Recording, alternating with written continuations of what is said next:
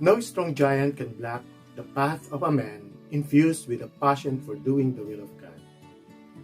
Passion for God and His will is the greatest passion man and women can have.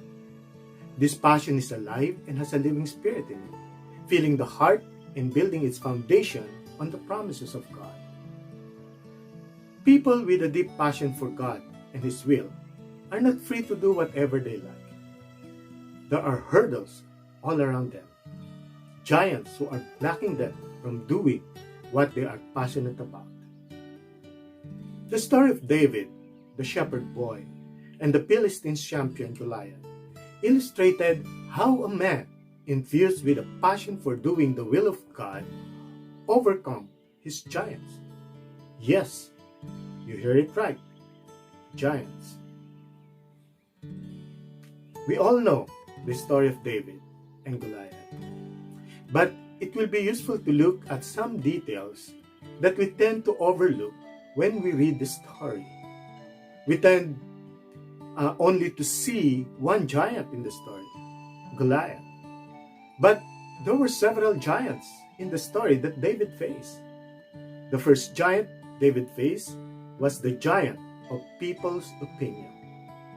Worse, the negative feedback came from those who are very close to him, his brothers. In 1 Samuel chapter 17, verse 28, we read, "But when David's oldest brother Eliab heard David talking to the men, he was angry. 'What are you doing around here anyway?' he demanded. 'What about those sheep you're supposed to be taking care of? I know about your pride and deceit. You just want to see the battle.'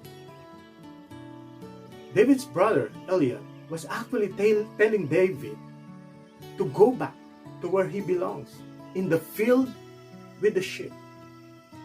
Eliab was underestimating David and even judging the shepherd boy's motivation.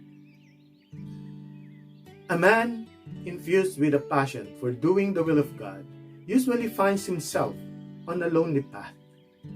He hears voices and whispers on the sideline, views that are not encouraging nor helpful. Of course, this will distract him from pursuing his passion. And to overcome this, he has to face his first giant, people's opinion. How did David handle this giant? He maintained his pace and kept walking and doing his plan of spreading his idea until it reaches the king. He did not allow the negative voices to slow him down. Instead, he kept his pace. The second giant David had to face was pride. After being underestimated by his brother, Saul invited David to the king's tent. He was given by the king an opportunity to prove himself. More than that, the king himself had given his armor to David to wear for his contest with Goliath. For an ordinary person, that's a big temptation.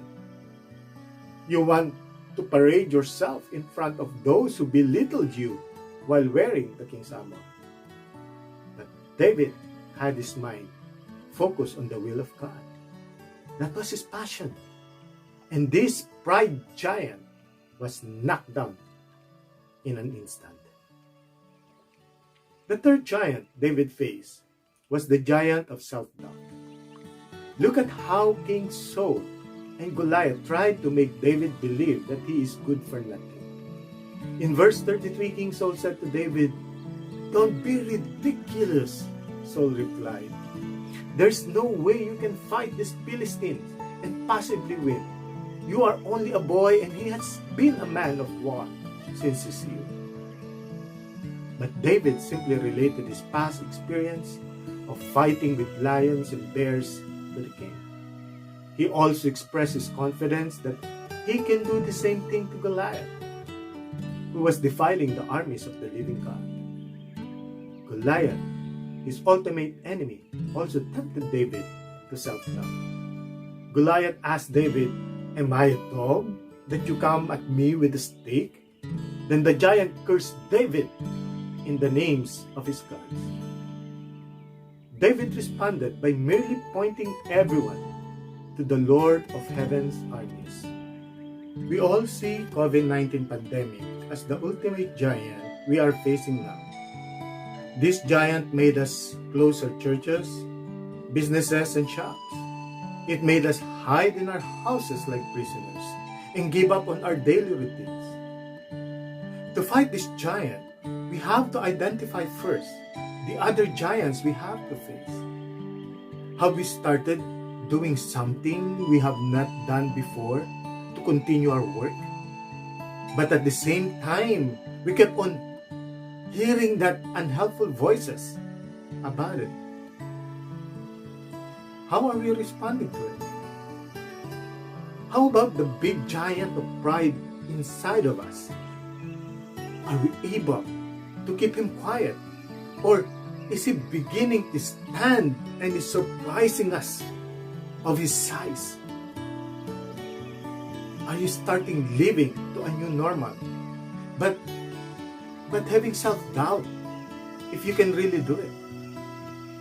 Is your self-doubt paralyzing you?